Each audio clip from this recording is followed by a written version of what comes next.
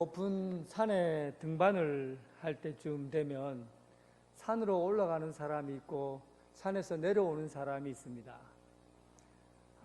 처음 산에 갔을 때 사람들은 산 꼭대기에 올라가는 내내 마음의 두려움과 걱정이 가득 찹니다. 올라가면서 얼마나 더 높을 것인가, 또 쉴만한 곳이 있을 건가, 위험한 곳이 없는가, 그 길을 모르니까 올라가면서 내내 얼굴에 불안과 걱정이 있습니다. 그런데 내려오는 사람을 보면 얼굴에 평안이 가득해요. 기쁨이 있어요. 왜냐하면 이미 다 올라갔던 곳이고, 또 올라가는 사람들에게 내려오면서 걱정을 다 얘기를 해줍니다. 조금 올라가다 보면은 또 어디 가면 물 먹는 데가 있고, 어디 가면 쉴만한 곳이 있고, 위험한 곳이 있고, 그렇습니다. 조심해서 올라가세요. 그래요. 내려오는 사람은 평안해요. 올라가는 사람은 얼굴에 근심과 두려움이 있어요. 왜 그렇겠습니까? 끝을 알고 가는 사람과 끝을 모르는 사람과의 차이점이에요. 정상을 경험하지 못한 사람은 내내 불안한 겁니다. 그러나 정상을 경험한 사람들은, 끝을 경험한 사람들은 내려오면서 마음이 편안한 거예요. 끝을 아니까. 여러분, 인생도 마찬가지가 아닐까요? 내가 끝을 알고 살면 마음이 편안한데 끝을 모르니까 불안한 거예요. 제가 경험한 두 사람의 그 죽음을, 저는 죽는 장면을 목사는 임종시에 가끔씩 가게 되잖아요. 삼덕교회에서 원로 장로님으로 계신 한 장로님이 본인이 의사였어요. 그리고 자녀들도 의사고, 이분이 말년에 암에 걸렸어요. 아주 중대한 암에 걸려서 이제 마지막에 자녀들하고 뭐 있는 데서 후배들 의사들이 선생님 수술하시죠 라고 하니까 이분이 내가 지금 수술해서 뭐 하겠나, 하나님 계신 더 좋은 곳이 있는데 나는 그냥 수술 안 하고 조용히 주님께 갈 준비하란다 하고는 딱 그냥 수술을 하는 걸 끊어버리고, 그리고 조용히 집에 내려와셔서 기도하고 준비하시고, 그리고 돌아가시는데, 돌아가시기 전에 그런 얘기를 자녀들에게, 저는 못 봤어요, 자녀들에게 하더라고 그래요. 주님이 손짓한다, 주님이 오라고 손짓한다. 그리고는 편안하게 돌아가시더라고. 또 한 사람은, 이분은 나이가 젊어서 술에 중독이 되었고 늘 얼굴이 막 새카매요. 그러던 분이 이제 돌아가실 때가 돼서 늘 침대 누워서 생활하셨는데, 방에 누워서 생활하셨는데, 돌아가신 그날 이 사람이 벌떡 일어나는 거예요. 일어나지도 못하는 분이 벌떡 일어나요. 그리고는 방을 2바퀴인가를 돌더래요. 돌면서 누군가가 나를 끌고 가려고 한다, 끈으로 묶어서 끌고 가려고 한다 하면서 2바퀴를 돌며 소리 지르고 돌아가시더라고. 끝을 알고 사는 사람과 끝을 모르고 사는 사람의 인생, 우리 앞에 미래가 무엇으로 되어 있는가, 하나님 나라가 어떻게 이루어지고 하나님 나라가 어디에 있는가, 천국이 어떤 모습인가, 이 땅 말고 저 세상에는 어떤 모습으로 되어 있는가, 이것을 알고 사는 사람과 모르고 사는 사람의 차이입니다. 여러분, 그리스도인들은 끝을 아는 사람이에요. 예수 믿는다는 게 뭡니까? 끝날에 어떤 일이 일어날 것인가를 알아요. 또 끝에 무엇이 있는가 알고 살아요. 그러니 여러분, 믿는 사람과 믿지 않는 사람과 살아가는 삶의 표정이나 또 삶의 태도가 다르지 않겠습니까? 끝을 알고 사는 사람의 삶이 불안이 있고 두려움이 있겠어요? 로마 제국 그때 당시 오늘 요한계시록에 나온 그 배경의 그 시대는 로마가 이 세상을 다스릴 때입니다. 로마 제국은 이 전쟁을 통해서 세계를 하나로 만들었어요. 그러니까 힘을 통해서 세계를 정복한 거죠. 그러다 보니까 세계를 하나로 뭉치려고 하면 힘만 가지고는 각양 언어도 다르고 문화도 다르고 살아온 전통도 다른 흩어져 이 나라가 다 다른 그런 세계 사람들을 하나로 묶는다는 것은 힘으로는 그냥 눈에 보이는 것으로는 통일이 될 수 있지만 그 내면적이고 정신적인 것은 하나로 하기가 어렵습니다. 그래서 로마는 그때 당시 전 세계를 하나로 묶을 수 있는 그걸 어떤 제도를 통해서 묶었냐 하면 정신적이고 영적인 세계를 종교를 하나로 통일하겠다는 생각을 한 겁니다. 그 이유로 그러한 계기를 통해서 그들은 로마의 황제가 신이다, 로마 황제가 신이다 라는 것을 공포하고 하나님의 아들이고 신이라는 것을 세상에 알림으로 말미암아 세계를 하나의 세계로 묶으려고 했어요. 팍스 로마, 로마의 평화는 바로 로마 황제가 신이다라는 것을 통해서 하나의 세계를 만들어 한 겁니다. 그런데 여러분, 그때 당시 로마는 그렇게 하면서도 로마의 신이 황제라는 것을 가이사르 주님, 가이사르가 주님이라고 고백을 하면 다른 종교를 섬기는 것도 인정해 주었어요. 무슨 종교를 무슨 사이비 종교를 믿든지 간에 아무 상관없이 그 종교를 믿도록 했습니다. 그러니까 조건이 뭡니까? 가이사르, 그러니까 황제가 주님이시다라는 고백을 하면 돼요. 그러니까 자기들이 먼저 향을 피워놓고 그리고 향에다가 로마 황제 신을 먼저 모시고 나서 그 다음에 그 어떤 신을 자기들이 섬겨도 로마는 타치를 하지 않고 자유롭게 인정해 주었습니다. 물론 그 중에서 전 세계적으로 딱 두 부류가 로마 황제에 대해서 절을 하거나 향을 피우거나 제사를 지니지 않았어요. 그 첫 번째 부류가 유대인이었어요. 유대교는 철저하게 하나님만을 믿었기 때문에, 그리고 두 번째 끝까지 또한 하나님을 섬겼던 사람이 바로 기독교인, 그리스도인이죠. 하나님 외에 다른 신을 절대 섬길 수가 없었기 때문입니다. 유대인들은 대응 방식이 예루살렘을 정복하고 또 군인들이 막 쳐들어오고 하니까 그들은 철저하게 군사를 모아서 혁명을 일으킨 것이죠. 그래서 끝까지 싸우다가 결국은 유대인들은 망하게 됩니다. 전쟁을 통해서 하나님 이름을 모독받느니 우리가 힘을 모아서 대결하자, 대항하자. 그래서 로마와 함께 대항했던 사람이 바로 유대인이에요. 그러나 기독교인들은 하나님 앞에 하나님을 모독하고 또 우상을 섬기지 않겠다라는 의미로 그들과 맞서서 칼을 들고 싸운 것이 아니라 그리스도인들은 사랑으로 또 섬기려 하고, 그리고 그들의 칼과 그들의 채찍 앞에서 순교를 통해서 자기 목숨을 내어놓음으로 통해서 교회를 세워가려고 했던 겁니다. 기원 후 64년 7월 19일 로마에 큰 화재가, 대화재가 발생했습니다. 불은 급속하게 퍼져서 조밀조밀하게 모여 사는 로마시가 5일 동안이나 불이 붙어서 타기 시작한 거예요. 그때 황제는 네로라는 왕입니다. 네로는 정치적으로 인기가 없었기 때문에 사람들이 네로 황제의 정치적인 무능을 비판했어요.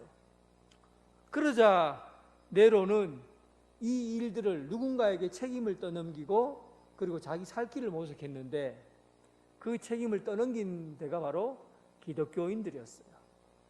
기독교인들이 로마에 불만을 품고 불을 냈다는 겁니다.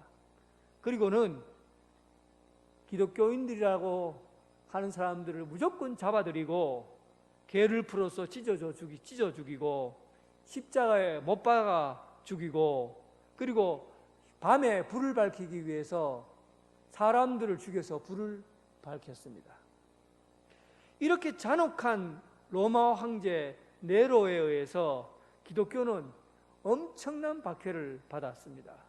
뿐만 아니라 로마 황제에 의해 박해를 받을 뿐만 아니라 사회적으로도 사람들이 소외를 떼었어요. 기독교인들은 황제 숭배를 거부하는 자들이고, 그리고 신자들끼리, 성도들끼리 살과 피를 나눠 먹는 사람이다. 사람의 살과 사람의 피를 나눠 먹는다.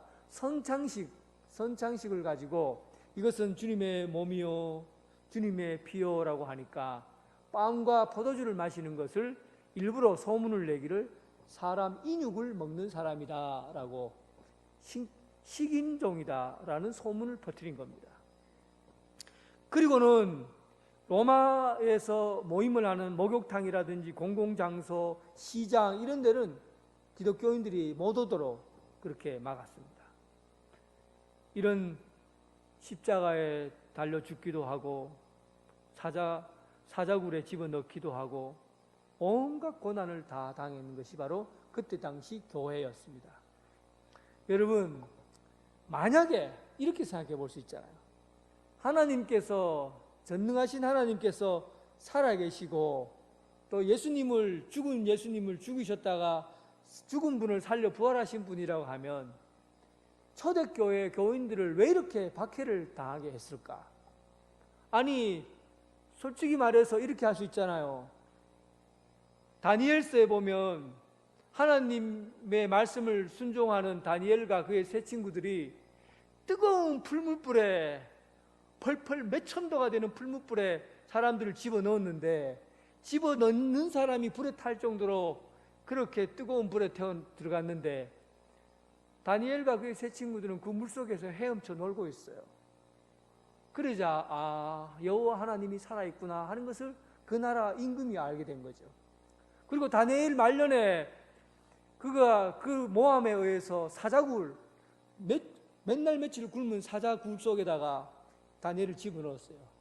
그런데 사자가 다니엘의 말을 듣고 순종하고 있는 거예요. 잡아먹질 않고. 하나님이 그의 입을 막으신 거죠. 이런 일을 왜 못합니까? 구약시대에도 했는데 왜 신약시대에는 이런 일을 못해요? 당연히 박해 현장에 십자가에 사람들 잡아서 못을 박으면 못이 안 들어가게 하고, 사자굴에 집어넣으면 사자의 입을 막을 테고, 사람의 몸에 불을 붙이면 불이 타지 않게 하시고, 이렇게 할 수 있잖아요.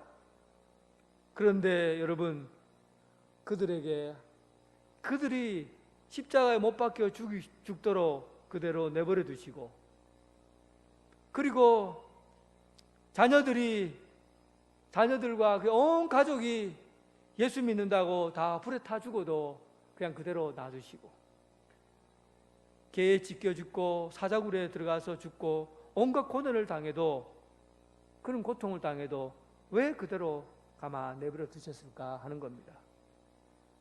참으로 놀라운 일은 순교를 당하는 사람들을 지켜본 예수를 믿지 않는 사람들이 그들의 죽음에 깜짝 놀란 겁니다. 그들이 죽으면서도 두려움이 없는 거예요. 그들이 순교당하면서도 그 병이 낫지도 않고, 그리고 순교당하면서도 고통이 그대로 고통인데도 불구하고 그들의 죽음 속에 평안을 경험하고, 그들이 죽으면서 얼마나 사랑하면서 죽어가는지 예수 믿지 않는 사람들이 다 놀랐다고 합니다. 뿐만 아니라 그들이 죽은 이후에 교회가 점점 없어지고 또 사라져 버려야 되는데, 박해하고 순교당할수록 교회는 더 많아지고 더 성장하고 있다는 사실이에요. 어떻게 이런 일이 가능하냐는 겁니다. 도대체 주님께서 이 세계를 어떻게 이끌어 가시는 겁니까? 그것은 바로 오늘 요한계시록에 있는 이 말씀, 요한 예수 그리스도의 계시라 하는 이 계시의 말씀을 예수님께서 직접 요한에게 하신 이 말씀을 듣고 그 두려움과 불안에 가득 찬 사람들이 위로를 받게 되고 평안을 얻게 됐고 두려움이 없어지게 된 겁니다. 소망을 갖게 된 거예요. 예수님께서 직접 우리에게 해주신 이 말씀이 그들은 하나님 나라가 분명히 눈앞에 있고 또 예수 그리스도께서 장차 오실 나라에 이 땅에 오셔서 다스리시고 통치하시는 새 예루살렘이 있다는 것을 그들은 말씀을 통해서 깨닫고 알았기 때문에 그들은 오히려 박해를 받고 순교를 당하면 당할수록 그런 과정 속에서 위로를 경험하고 평강을 얻고 기쁨으로 삶을 맞이했다는 사실입니다. 그 이유가 바로 이 계시록의 말씀에 담겨져 있어요. 오늘 이 계시록의 말씀을 한번 보십시오. 예수 그리스도의 계시라 이렇게 시작하잖아요. 예수 그리스도의 계시라. 이 계시라는 말은 열어서 보여준다는 의미입니다. 감추어져 있던 것을 뚜껑을 열어서 그 속에 있는 것들을 보여주는 것을 계시라고 그래요. 근데 오늘 이 계시는 누구의 계시입니까? 예수 그리스도의 계시예요. 그럼 예수님은 누구십니까? 예수님이 누구시기에 예수 그리스도의 계시라고 하고 보여줍니까? 먼저 이 이야기를 계시를 받은 사람이 바로 요한이라는 사람입니다. 사도 요한. 사도 요한이 교회를 이렇게 순방하면서 여러 곳에서 설교를 했는데 특히 에베소 교회에 오랫동안 머물면서 설교를 했어요. 예언자는 이쪽 저쪽을 다니면서 말씀을 전하는 사람이 예언자예요. 오늘 이 사도 요한, 사도이기도 하고 예언자인 요한은 에베소라는 지역에서 담임 목사로 있으면서 말씀을 전하기도 하고 또 다른 지역에 다니면서 말씀을 전했어요. 이 요한이 있었을 당시에 그때 당시에 요한이라는 사람은 상당히 영적으로 예민한 사람이었어요. 성경을 기록할 때도 아주 민감한 영적인 능력을 갖고 있었는데 보통 우리가 마태, 마가, 누가복음을 공관복음이라고 하잖아요. 공관복음이라는 것은 공통된 내용이 있다는 것이에요. 그래서 마태, 마가, 누가를 공관복음이라고 요한복음을 공관복음이라고 하지 않아요. 사복음이라고 그래요. 왜냐하면 네 번째 복음, 마태, 마가, 누가하고 복음과 또 다른 관점에서 이 복음서를 기록했기 때문에 요한복음은 사복음서라고 그래요. 그런데 이 요한은 특별하게 영적으로 아주 세밀합니다. 다른 복음서에서 볼 수 없는 내용들을 요한복음에 기록이 되어 있어요.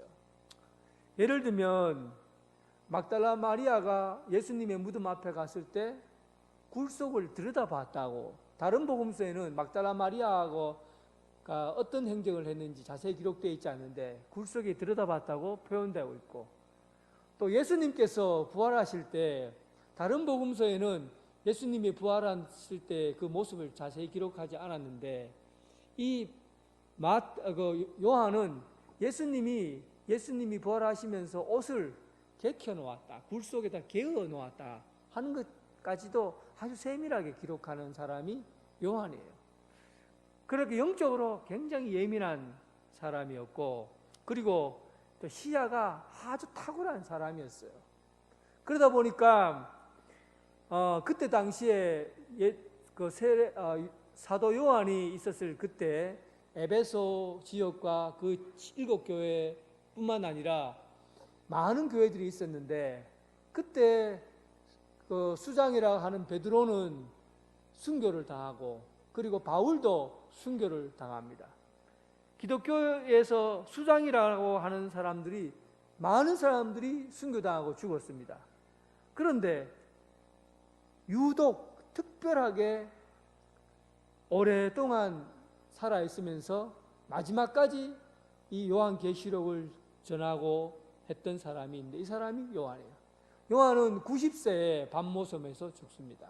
그러니까 그의 나이가 90이 될 동안에 살아 있었다는 것이죠. 그런데 참으로 성경에서 오늘 말씀에서 특별한 것은 왜 밤모섬으로 요한을 유배시켰냐 하는 거예요. 그 나이 많은 사람을. 왜냐하면 그때 당시 영적으로 지도자들, 영적인 지도자들, 기독교인들은 목사나 장로나 교사나 특별하게 뛰어난 사람들은, 지도자라고 하는 사람들은 전부 다 순교당했거든요. 그런데 여러분, 어떻게 요한은 순교당하지 않고 밤모섬이라는 곳에 유배를 가서 살았냐는 거예요. 참으로 이해할 수 없는 일입니다. 그것은 바로 오늘 요한계시록을 예수님으로부터 계시를 받고, 그리고 이 계시받은 내용들을 7교회에다가 알리려는 그런 사명을 받았기 때문에 그는 그의 생명이 다하는 날까지 밤모섬에 있다가 그리고 이 말씀을 전파하게 된 겁니다. 여러분, 우리가 오래 살아남아야 할 이유가 뭡니까? 오래 살아야 될 이유가 뭐예요? 건강을 위해서, 또 노후 대책을 위해서 준비해야 될 이유가 뭡니까? 뭐 보험, 그 다음에 연금, 그리고 건강, 뭐 이런 것, 이것저것 준비하면서 노후 대책을 준비해야 될 이유가 뭐예요? 그래서 우리가 오래 살 것을 대비해야 될 이유가 뭡니까?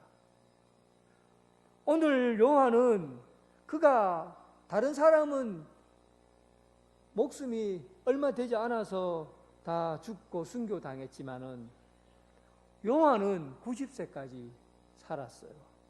그것은 하나님이 그를 살려두신 겁니다. 왜 그를 90세까지 살려주었습니까?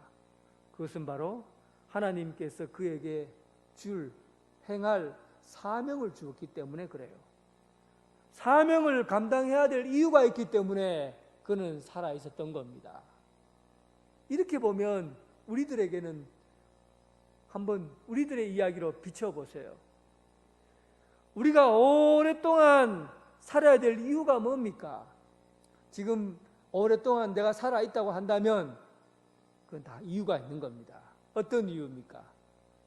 하나님이 여러분들에게 맡긴 감당해야 될 사명이 아직도 남아있기 때문에 여러분들이 살아있는 겁니다.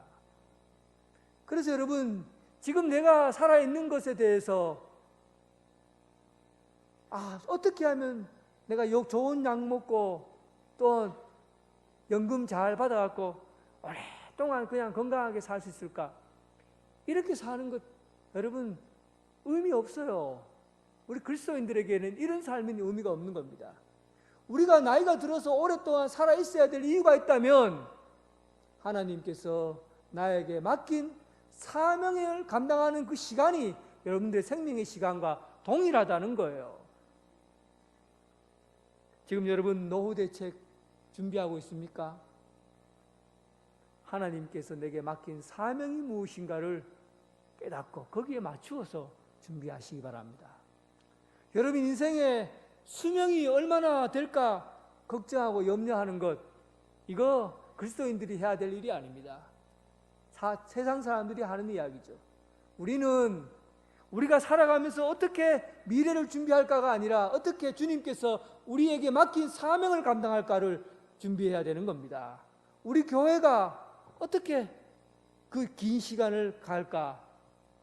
주님께서 우리 교회에 맡긴 사명이 무엇인가를 생각해야 됩니다. 예수 그리스도의 계시라. 계시라는 것은 열어서 보여주는 겁니다. 열어서 보여주는데 알지 못하는 것을 보여주는 거예요. 근데 인간이 진짜 알 수 없는 두 가지가 있습니다. 죽어도 알 수 없는 게 두 가지예요. 그게 뭐냐 하면 첫 번째는 모든 시작에 대해서 인간은 알 수가 없어요. 두 번째는 끝에 대해서 우리는 알 수 없습니다. 시작 한번 보세요. 이 세상이 어떻게 창조되었는가? 이 세상이 어떻게 만들어졌는가? 인간이 그 시작점이 와 있어야 여기 시작이네라고 알 수 있는데, 인간이 있기 전에 인간이 시작에 있을 수가 없어요. 시작을 하게 하시고 이끌어 가신 분은, 시작을 있게 하신 분은 하나님이시거든요. 하나님이 시작이거든요. 모든 것을 시작하게 하신 건 하나님이에요. 그래서 사람은 시작을 경험할 수도 없고 시작을 몰라요. 시작이 어떻게 해서 이루어진지 모른다고요. 그래서 시작에 대해서 계시해 주고 알려준 것이 있습니다. 그것이 바로 창세기예요. 창세기는 모든 시작에 대해서 설명해 주고 있는 겁니다. 창세기에서 설명해 주지 않으면 이 세상의 시작이 어떻게 되어 있는지 사람의 힘으로는 알 수가 없어요. 그래서 세상 사람들은 상상력을 가지고, 내가 시작점을 모르니까 상상력을 가지고 이 세상은 우연히 창조되었다 이렇게 말하는 거예요. 왜 우연히 창조되었어요? 자기가 시작점에 가 있지 못하거든요. 그러니까 상상할 수밖에 없어요. 꾸며내야 되는 거예요. 그런데 시작은 하나님이 하신 거예요. 하나님이 시작이시기 때문에 하나님만이 시작에 대해서 알려주고 얘기해 줄 수가 있는 거예요. 끝도 마찬가지예요. 죽음이라는 것도, 죽음은 아무도 설명해 줄 수가 없어요. 죽음은 끝이 나니까, 죽음은 끝나니까 설명해 줄 수가 없는 거예요. 죽어서 살아난 자만이 그 끝에 대해서 이야기해 줄 수가 있는 것이죠. 그래서 오늘 성경 본문에 보면 8절에 보세요. 주 하나님이 이르시되 나는 알파요 오메가라. 이제도 있고 전에도 있었고 장차 올 자요 전능하신 자라. 시작에도 있었고 끝에도 있었고 장차 올 날에도 있는 분, 이분이 바로 알파요 오메가이신 예수 그리스도입니다. 그래서 예수 그리스도의 계시라는 것은 이 세상의 모든 것을 다 설명해 줄 수 있는 유일한 분이 바로 예수 그리스도라는 얘기예요. 그러니까 예수 그리스도의 계시 이외에는 완벽하게, 완전하게 이 세상을 설명해 줄 수 있는 그 어떤 장치도 대책도 누구도 없다는 거예요. 가능하지 않는 이야기입니다. 그래서 종말에 대해서 사람이 언제 종말이 일어날 것이고 어떤 이유로서 종말이 일어날 것이라고 이야기하는 순간 그 사람은 사입입니다. 왜냐하면 예수 그리스도의 계시가 최종적이고 마지막이고 또 전부예요. 예수 그리스도의 계시 이외에 그 어떤 계시도 있을 수가 없습니다. 그래서 성경 말씀 21장 18절에 보시면 내가 이 두루마리 예언의 말씀을 듣는 모든 사람에게 증언하노니, 두루마리에 있는 예언의 말씀 못 증언하노니 만일 누구든지 이것들 외에 더하면 하나님이 이 두루마리에 기록된 재앙들을 그에게 더하실 것이요. 다시 말하면 예수님께서 계시해 준 말씀 이외에도 내가 하나님의 계시를 받았다, 신천지 이만희와 같은 사람들, 또 이단들은 대부분 내가 새로운 계시를 받아서 요한계시록을 풀어서 설명해 준다고 하잖아요. 이런 사람들에게 하는 얘기예요. 누구든지 하나님, 예수님께서 계시한 말씀 이외에 더해서 말씀을 전하면 이 두루마리 성경에 기록된 재앙을 그들에게 다 덮어씌우겠다는 거예요. 또 만일 누구든지 이 두루마리 예언의 말씀을 제하여 버리면, 이 계시록에 있는 이 말씀을 전하기가 불편하니까 없애버리고 제하거나, 아니면 요한계시록에 있는 말씀이 전하기에 두려우니까 아예 성도들에게 이야기하지 않고 딱 봉해버리고, 아예 말씀을 내가 모르니까 말을 아예 전하지 않으면 좋겠다 하고 말하지 않으면 기록된 생명나무와 거룩한 성에 참여하는 것에서 제하여 버리겠다. 그러니까 이것을 뭘 강조하는 겁니까? 예수 그리스도의 계시는 완전하다는 겁니다. 눈에 보이도록 완전해요. 그러니까 얼마나 완전하냐면 그때 당시 초대교회에 핍박을 받은 연도수가 63년, 예수님께서 죽으시고 난 다음에 313년까지, 거의 300년 동안의 기독교 박해가 있었어요. 그런데 그들이 너무나 선명하고 완전한 계시록의 말씀을 받고서 한 죽음을 두려워하지 않고 마치 새하늘과 새 땅이, 예수님께서 펼쳐주신 새하늘과 새 땅이 눈앞에 있는 것처럼 경험된 겁니다. 당장 내가 죽어도 하늘이 열리고 하나님께서 우편에 앉아 계시는 것을 보는 것을 그들이 경험하게 된 거예요.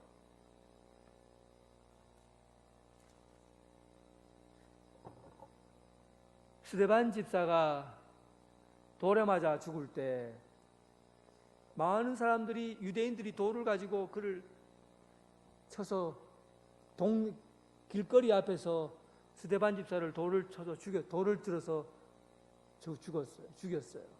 그때 스데반 집사가 눈을 열어서 하늘을 보니까 하늘이 열리고 예수님이 우편에 앉아 계신 것을 눈으로 보고 있는 거예요.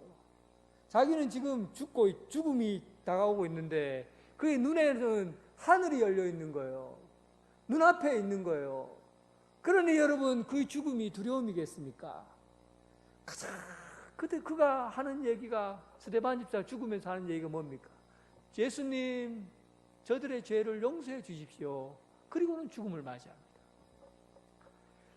요한계시록, 요한이 반모섬에서 예수님께서 직접 말씀해 준 이 계시의 말씀이 얼마나 정확하고 확실하고 눈에 들어오는지, 그들이 죽으면서까지 하늘나라를 경험한 겁니다. 그러니까 그 어떤 환난과 핍박 속에서도 두려워하지 않는 거예요. 어떤 사람들은요, 이 땅 밑으로, 이 지상에 사는 것이 아니라 예수 믿는 사람은 워낙 핍박을 하니까 땅 속으로 굴을 파고 들어가요. 땅 속으로 굴을 파고 수십 미터를 들어갑니다. 그리고 거기에서 태어나서 바깥을 한 번도 보지도 못하고 살다가 죽어간 아이들도 있어요. 그럼에도 불구하고 그 깊은 굴 속에서 평생을 살아도 이 땅에서 보지 못한 하늘나라를 경험하기 때문에, 하나님 나라를 경험하기 때문에 그들은 두려움 없이 기쁜 마음으로 굴 속에서 평생을 살았다는 겁니다. 예수 그리스도께서 계시의 완성이에요. 예수 그리스도께서 계시의 완성입니다. 예수님께서 끝을 요한을 통해서 보여주신 겁니다. 그런데 누구에게 보여주었습니까? 7 교회. 오늘 내가 보는 것은 두루마리를 써서 에베소, 서머나, 버가모, 두아디아, 사데, 빌라델피아, 라오디게아 등 7 교회에 보내노라 그랬죠. 그러니까 이 말씀은 그때 당시 7 교회에 편지를 써서 보내는 겁니다.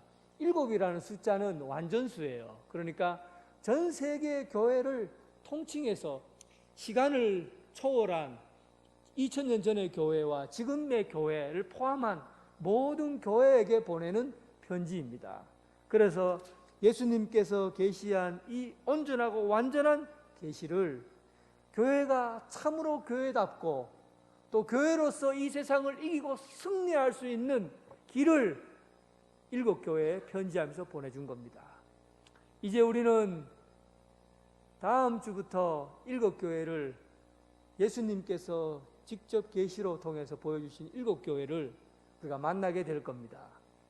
그 7 교회를 만남을 통해서 예수님께서 우리에게 계시하신 그 교회가 어떻게 세워져야 건강한 교회로, 이 새 예루살렘에서 함께 세워질 교회로 우리가 세워질 것인지를 우리가 말씀을 통해서 익히게 될 겁니다. 이제 우리는 예수님이 말씀하시는 그런 교회, 예수님이 머리시고 통치하시고 다스리시는 그런 교회로 세워지고, 그런 교회로 말씀을 통해서 든든하게 건강하게 세워지는 교회로 세워지기를 주님의 이름으로 축원합니다. 함께 기도하겠습니다. 하나님 아버지, 감사합니다. 온 세상이 예수 그리스도를 무시하고 또 하나님 나라, 이 땅보다도 저 하늘 나라가 있다는 사실을 무시하고 살아갑니다. 새 하늘과 새 땅, 새 예루살렘이 이것과 달리 또 다른 세상에 있다는 것을 알고, 예수님께서 구름 타고 이 땅에 내려오실 때 주님 반기고 하나님 나라 올라가기까지 기쁜 마음으로 주님의 교회를 섬기며 교회를 세워가게 하여 주옵소서. 예수님 이름으로 기도드립니다. 아멘.